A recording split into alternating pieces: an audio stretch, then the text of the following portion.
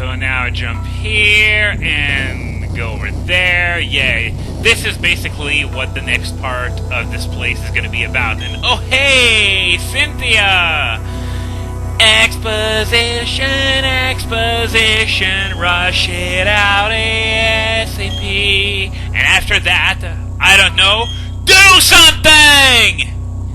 Anyway, as I was about to say, the next part here is an elevator maze of sort. You always gotta take the right answer, else you pretty much end up running around in circles. And by the way, not all 4 of those spots end up doing something, by the way.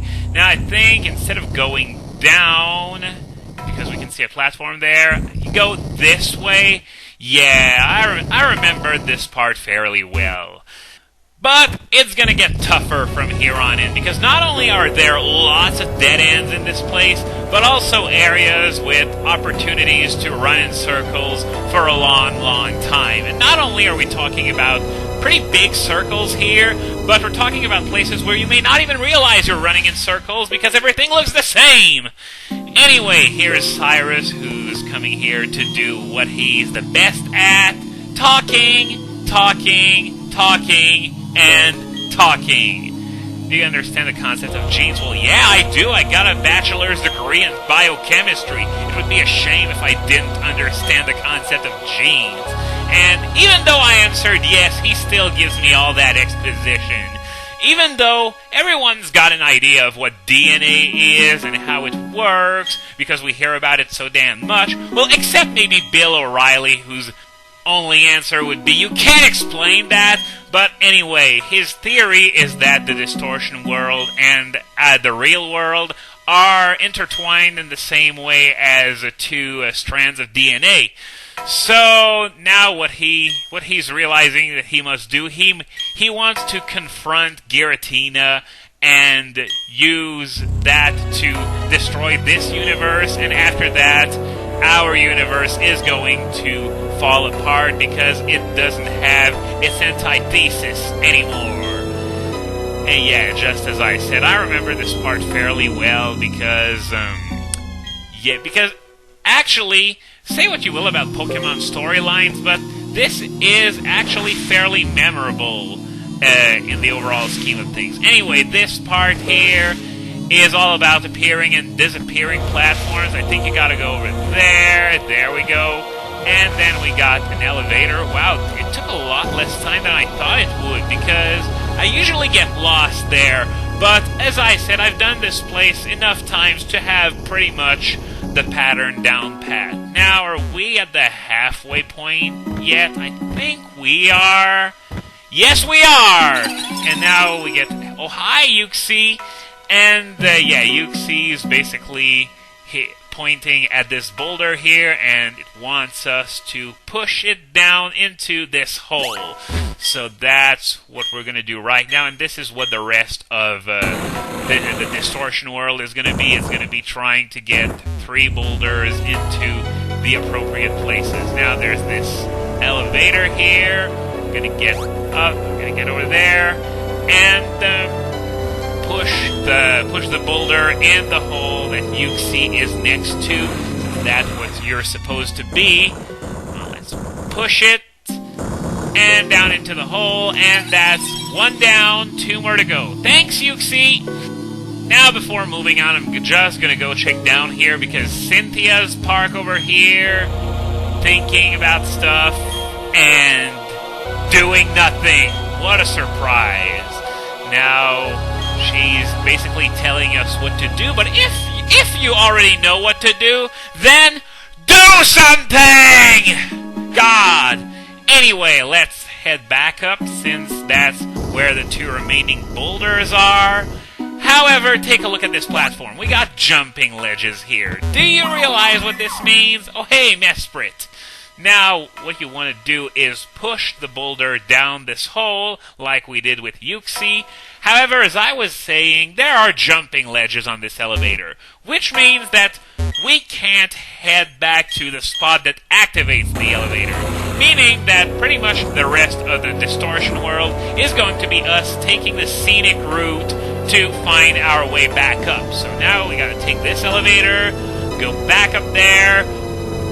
And now we get to this area where there's stuff that's appearing and disappearing. Like, you know, those rock thingies. Oh, hey, Giratina again! And plants disappearing, other plants appearing. And yeah, this is basically it. And this leads to this elevator, which we're going to take, since there are no other places where this area leads. And now this place. This is one of the places where it's really easy to get lost because we've been in this area before. And wow, I actually got there first try. As I said though, oh hey, we got Cyrus here. I wonder what he wants, and he disappeared. Well, I didn't remember that. I'm so busy remembering how to solve those puzzles that I don't really remember how to... Oh, Giratina again. This means we must be getting close. So, once again, we go on that ledge, and now we're upside down, and the controls are ass on this platform! Just look, I'm gonna have trouble, I know it. Yeah, look at this. I'm really having a lot of trouble just getting to the waterfall. Come on, get over to the waterfall. Thank you. No, not this way, that way. Now, this is the most infamous part of the Distortion World, where you're going down a waterfall that's actually going up. But thankfully, we don't need the waterfall HM to do that, because we're going down the waterfall, even though we're going against it. Whatever. Don't think too much about it. Nintendo logic. And now we're down here. No, get back up there. So, now, here's the Azelf's boulder, which we're going to be able to push down this hole now that we've come all this way. But yeah, that part with the appearing and disappearing platforms is really tricky because you can end up in the area where we were before, well, maybe not before encountering Cyrus, but just before the halfway point at least. So now that we're back here, we can ride the elevator down and push the two remaining boulders down into their appropriate holes, as Zelf is here marking the hole where we're supposed to send it.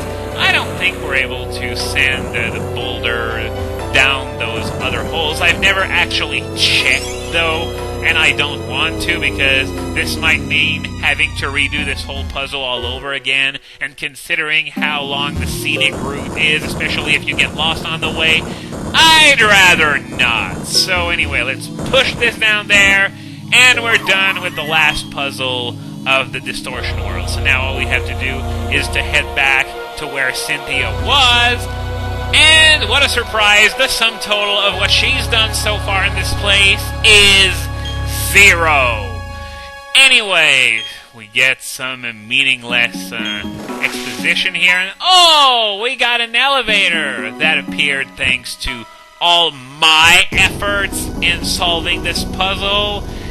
Anyway, this was the core of the Distortion World, because now, from now on, if you've played Diamond and Pearl, what's going to happen here is pretty much stuff that already happened in Diamond and Pearl anyway, except that we're going to fight Giratina instead of Dialga or Palkia, and now Cynthia and Cyrus are going to have a little chat, with Cynthia poking as many holes into Cyrus's logic as she possibly can. Not that it's going to matter much, because Cyrus basically has a god complex here, so he really doesn't want to listen to reason anyway. But this is all going to be worth it, because we're going to behold the battle of the century, the Sinnoh Pokemon League champion against the leader of Team Galactic, with the fate of 2 universes in the balance. This, I promise, this is going to be the greatest battle of all time. Behold! I gotta do the fighting? And all alone at that? Are you shitting me? Cynthia! Do something! God damn it! Oh well, I'm gonna come back to this later though, because right now I have a boss battle to commentate, starting out with Vaporeon versus Houndoom, and I don't think I need to tell you why this is a bad matchup for Cyrus. Level 60, alright, so now, who's next? Gyarados, I'm gonna keep Vaporeon in, because of several reasons. First, Intimidate is going to have no effect on it. Second, I have nothing in my team that's super effective against it, so its Ice Beam is pretty much my best bet. And there's also the fact that Vaporeon has Water Absorb, which is going to prevent Gyarados from using Waterfall or Aqua Tail or whatever it has, though Earthquake is still going to be hurting quite a bit. 45 damage? That wasn't a lot.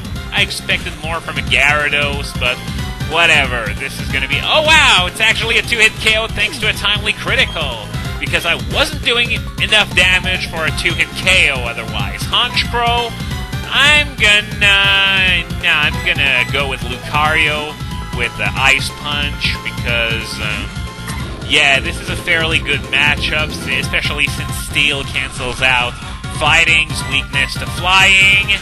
And is Ice Punch going to be enough to kill Honchkrow? That thing has a lot of HP, but not a lot of defenses. So yeah, 1-hit KO again. I sort of expected it to hang on in the red, but, well, I'm not complaining. So there are 2 more Pokemon left. First is Crobat. I'm going to keep Lucario in for this one. Hopefully, I'm going to be able to kill that thing in 1 hit. Air Slash. Oh no! Please no flinch! Please no flinch! Alright!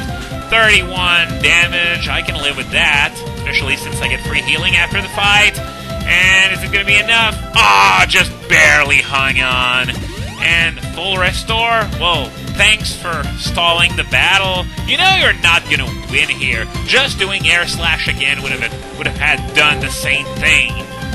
All you just did was waste a PP of Ice Punch, and that's it. And it's not like it really matters, because the move's got 15 PP to begin with. Anyway, Air Slash didn't flinch this time either, thank God. Because if I had to die because Air Slash flinched 5 times in a row, I would have been pretty pissed. Either way, Weavile. Why am I having second thoughts? I gotta keep Lucario for this one. Yeah, I really wanted to use Torterra in this battle, seeing how it's only level 58 compared to the other 3's level 60. But I guess this wasn't the time. Besides, the next leg of the game is going to be all around having my legendaries do catch up with the rest of my team, so Torterra can join in the fun later on.